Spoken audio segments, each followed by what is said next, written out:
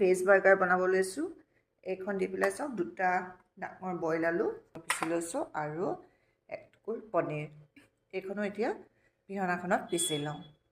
এইখিনি ভালদৰে মিক্স কৰি ল'লোঁ। এতিয়া ইয়াতে জলকীয়া গুড়ি, জিৰা গুড়ি, হালধি আৰু নিমখ আন্দাজ কৰি এইখিনি খুব ভালদৰে আমি লাডু বনাব লাগিব, মানে টিক্কা নিচিনা বনাই ল'ব লাগিব। তাৰ কাৰণে এইখিনি ভালদৰে আমি মিক্স কৰি লওঁ।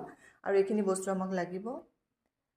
বন লৈছোঁ, ব্ৰেড গুড়ি কৰি লৈছোঁ, এইখিনিতে কৰ্ণফ্ল'ৰ 1 চামুচ লৈছোঁ, চচ লৈছোঁ, মায়নিজ, এইফালে বিলাহী আৰু পিঁয়াজ কাটি লৈছোঁ আৰু এইটো চীজ।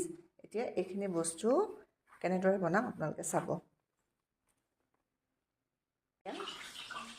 তিনিটা বনাইছোঁ। এতিয়া কৰ্ণফ্ল'ৰত এনেকৈ ডিপ কৰি ল'ব, লৈ পেলাই